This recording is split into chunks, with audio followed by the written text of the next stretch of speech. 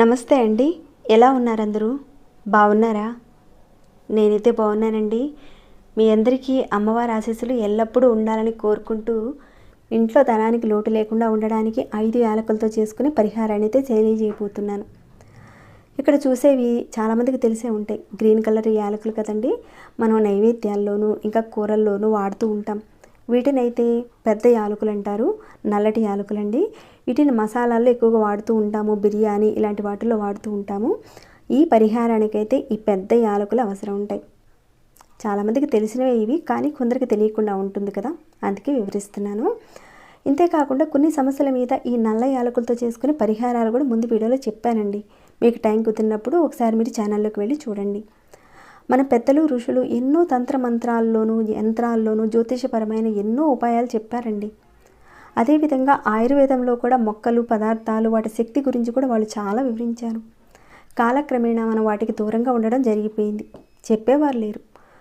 పోనీ ఆచరిద్దాం అనుకుంటే అనేక అనుమానాలు పెట్టుకొని చేయకుండా ఉన్నవారు కూడా ఉన్నారు. ఆ విధంగా చాలామందికి తెలియకుండా ఉన్నాయి. కొందరు ఇవన్నీ కూడా నమ్మరు. పోనీ వారు నమ్మకపోగా సమస్యలు ఉన్నవారు చేసుకునే వారిని కూడా కొంత చేసుకోకుండా డిస్టర్బ్ చేస్తూ ఉంటారు. ఒకవేళ మీకు ఇలాంటి పరిహారాల మీద నమ్మకం లేకపోతే వదిలేయండి, అంతేకాని సమస్యలను వారు చేసుకునేటప్పుడు మాత్రం వాళ్ళని డిస్టర్బ్ చేయకండి ప్లీజ్. ఇక ఎప్పుడూ చెప్పే ఒక మాట అండి, మీకు ఈ వీడియోకి అయితే ఒక లైక్ ఇవ్వండి. మీ లైక్ అనేది మన సనాతన ధర్మంలో ఉన్న ఇలాంటి ఎన్నో విషయాలకి సంబంధించిన సమస్యలకు సంబంధించిన పరిహారాల్ని మీ ముందుకు తీసుకొచ్చేలా కాస్త నాకు ఇంట్రెస్ట్ ఇచ్చిన వాళ్ళు అవుతారు. కుదిరితే షేర్ చేయండి. ఇక సబ్స్క్రైబ్ కాకుండా ఉంటే సబ్స్క్రైబ్ చేసుకోండి. వీడియోని అయితే స్కిప్ చేయకుండా ఆఖరి వరకు చూడండి, పూర్తి విషయాలు తెలుస్తాయి. నమ్మకం పెట్టుకొని చేయండి, మంచి ఫలితాలను అయితే చూస్తారు. ఇక పరిహారం మాటకు వెళితే, ఇక్కడ మన ఇంట్లో ఉండే పోపుల డబ్బా ఎంతో అద్భుతమైన శక్తి కలిగిందండి. ఈ పెద్ద యాలకులతో మనం ఏ విధంగా చేసుకుంటే ఫలితాలు వస్తాయి, ఎలాంటి సమస్యలను వారు చేసుకోవాలి అనేది చెప్తానండి. ఈ పరిహారం చేసుకోవడం వల్ల ధనానికి లోటు అనేది రాదండి. దీన్ని ఆడవారైనా మగవారైనా చేసుకోవచ్చు. ఇంకా చెప్పాలంటే ఇంట్లో ఉన్న కుటుంబ సభ్యులందరికీ కూడా ప్రేమానురాగాలు పెరుగుతాయి.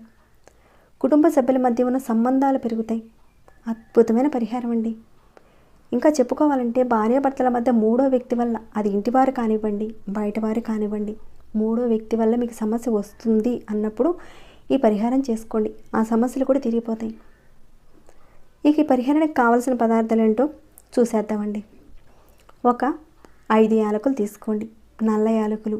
అలానే ఒక ఎర్రటి దారం కావాలి, ఇంకా ఒక ఎర్రటి క్లాత్ కావాలి.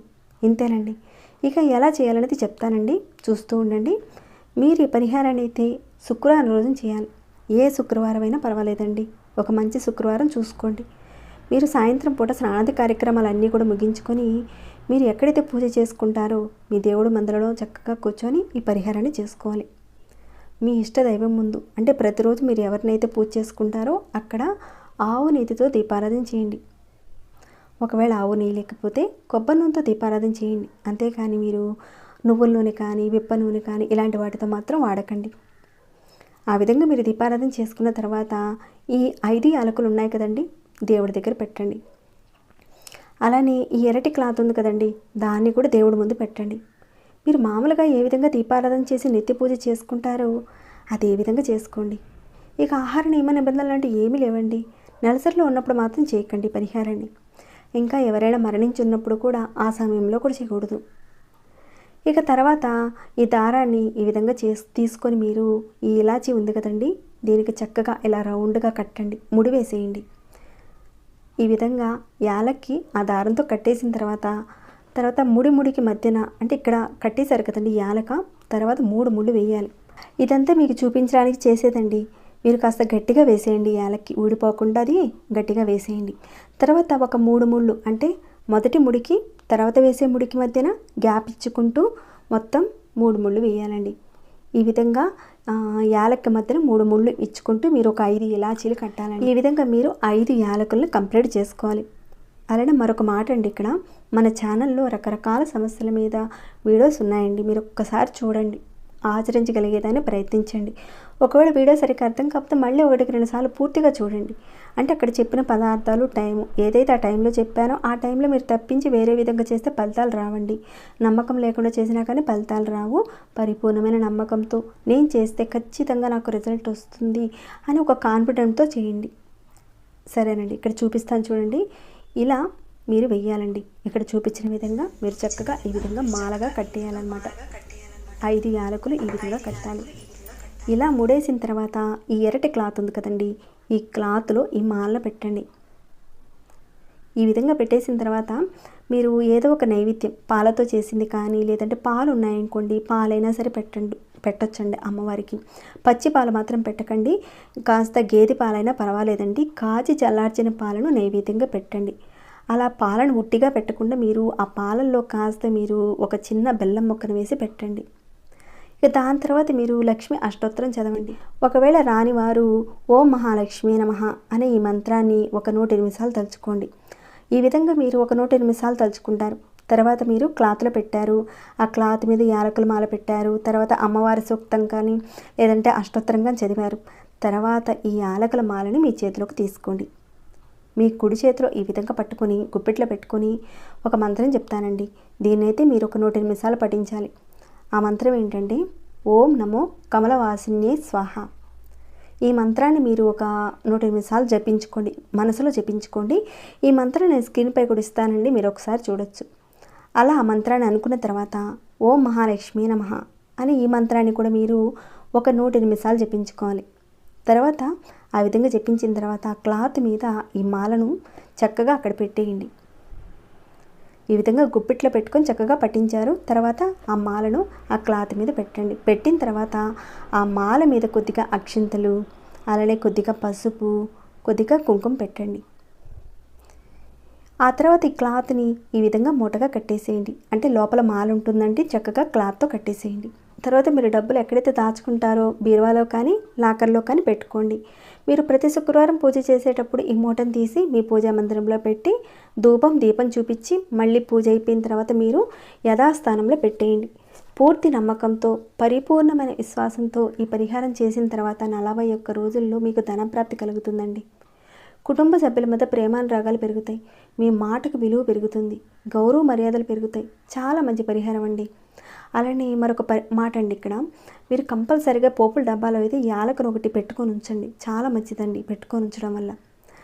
ఈ పరిహారం అయితే ఒక తాంత్రిక పరిహారం అండి. అద్భుతమైన పరిహారం ఇది.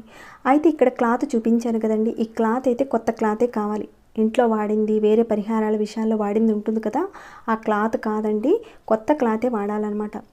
ఇక దీన్ని ప్రతి శుక్రవారం తీస్తారు కదండి మూటని. ఈ మూటని అయితే మీరు ఓపెన్ చేయనవసరం లేదు. ఎలా ఉందో అలానే తీసుకువెళ్ళి పూజా మందిరంలో పెట్టి లక్ష్మీమాతకు చూపించి కాస్త ధూపం చూపించి మళ్ళీ తిరిగి బీరువాలో పెట్టుకోండి. డబ్బులు ఎలా వస్తున్నాయో ఎలా వెళుతున్నాయో తెలియటం లేదండి అని అంటున్నారు కదండి. ఈ పరిహారం చేసుకోవడం వల్ల మీకు డబ్బులు వచ్చే అవకాశం ఉంటుంది. డబ్బు నిలబడుతుందండి. ఈ విధంగా పెట్టుకోవడం వల్ల కట్టల డబ్బులు వస్తాయని మాత్రం చెప్పడం లేదండి నేనైతే. ఈ పద్ధతి వల్ల ఒక ప్రేరణ అనేది మీలో కలుగుతుంది. మార్గాలను చూపిస్తుంది. దీన్ని ఆడవారైనా మగవారైనా చేసుకోవచ్చు.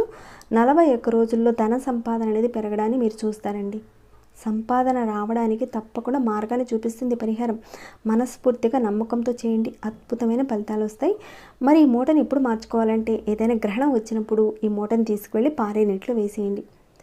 ఇక శుక్రవారం రోజున చేశారు కదండి, ఇక దాన్ని ఎప్పుడు కూడా మార్చుకోని అవసరం లేదండి. గ్రహణాలు సంవత్సరంలో ఎప్పుడైతే గ్రహణాలు వస్తాయో ఆ టైంలో మీరు మార్చుకోవాల్సి వస్తుంది. మళ్ళీ ఒక శుక్రవారం రోజున చేసుకొని ఇదే విధంగా లాకర్లో ఉంచుకోవచ్చండి. అలానే మరొక మాట అండి, పంచదార డబ్బాలో కూడా మీరు ఎప్పుడూ కూడా ఒక యాలకు ఉండేలా చూసుకోండి. చాలా మంచిదండి. మరి చూశారు కదండి, ఎవరైతే ఈ సమస్యలతో బాధపడుతున్నారో తప్పకుండా ఈ పరిహారం చేసుకోండి. అమ్మవారి అనుగ్రహంతో మంచి ఫలితాలు మీరందరూ కూడా పొందాలని నేను కోరుకుంటున్నాను. ఇక ఈ వీడియోనైతే ఇంతటితో ముగిస్తున్నాను. ఇంకేమైనా డౌట్స్ ఉంటే అడగండి, తప్పకుండా రిప్లై ఇస్తాను.